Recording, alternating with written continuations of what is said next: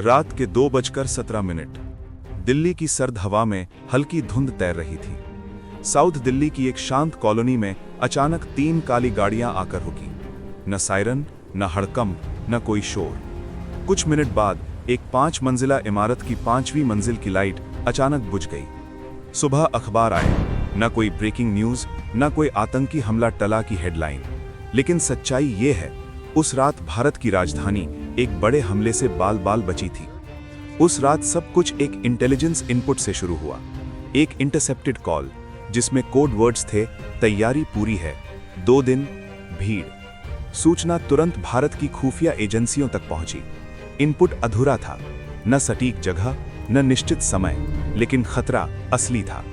ऐसी स्थिति में जब high risk counter terror operation की जरूरत हो, तब मैदान में उतरती है भारत की सबसे विशेष आतंकवाद रोधी इकाई, national security guard, black cat commando. उनका काम है हमले का इंतजार नहीं, हमले को होने से पहले खत्म करना। भारत ने 2008 में बहुत बड़ा घाव झेला था। 2008 मुंबई अटैक्स ने देश की सुरक्षा रणनीति बदल दी। पहले हम प्रतिक्रिया देते थे, अब हमने फैसला किया खतरे को जड़ से खत्म करना है। 2008 के बाद एनएसजी को सिर्फ रिएक्शन फोर्स नहीं, बल्कि प्री एम्प्टिव स्ट्राइक यूनिट के रूप में तैयार किया गया, यानी हमला शुरू होने से पहले दुश्मन को पकड़ना। इंटेलिजेंस के अनुसार दिल्ली में एक छोटा लेकिन प्रशिक्षित मॉड्यूल सक्रिय हो चुका था। उनके पास था आईईडी बनाने का सामान, डिजिटल नक्शे, भीड़-भाड़ वाले स्थानों की फोटो, इनक्रिप्टेड चैट। सबसे डरावनी बात क्या थी? यह हमला सिंगल लोकेशन नहीं था। संभावना थी मेट्रो स्टेशन, मार्केट और धार्मिक स्थल को एक साथ निशाना बनाया जाए, यानी अराजकता, डर, राष्ट्रीय स्तर पर दहशत।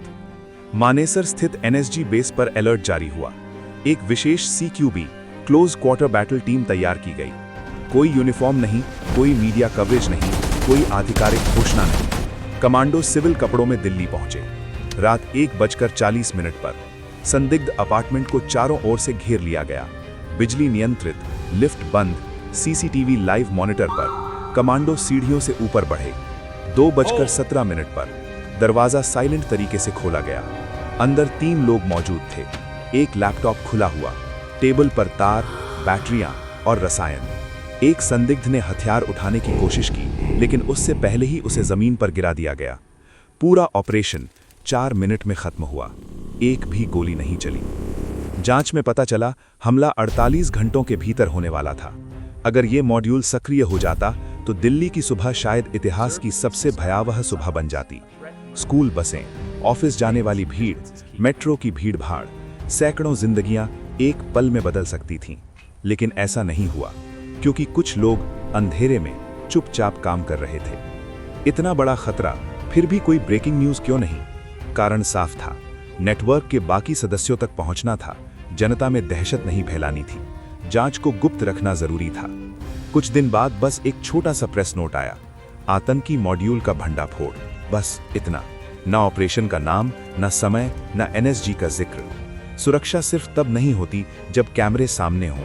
देश के अंदर एक साइलेंट वॉर लगातार चलती रहती है। स्लीपर सेल, डिजिटल कट्टरता, विदेशी फंडिंग और दूसरी तरफ इंटेलिजेंस निगरानी, technical interception, counter terror units. ये युद्ध सुर्खियों में नहीं होता, लेकिन असली सुरक्षा वहीं तय होती है। एनएसजी का मूल मंत्र है स्पीड, सरप्राइज, साइलेंस। स्पीड ताकि दुश्मन को प्रतिक्रिया का मौका ना मिले, सरप्राइज ताकि वो तैयार ना हो, साइलेंस ताकि ऑपरेशन का असर डर से नहीं, परिणाम से दिखे। इस ऑपरेशन में भी यही हुआ। कोई विस्फोट नहीं, कोई 60 घंटे की मुठभेड़ नहीं, कोई लाइव टेलीकास्ट नहीं, सिर्फ परिणाम। हम अक्सर वही जीत देखते हैं जो कैमरे दिखाते हैं, लेकिन असली जीत वो होती है जब हमला होने से पहले रुक जाए, जब सुबह की खबरें सामान्य हों, जब बच्चे स्कूल जाएं, जब ऑफिस खुलें और किसी को पता भी न चले कि रात में देश एक खतरे से बचा।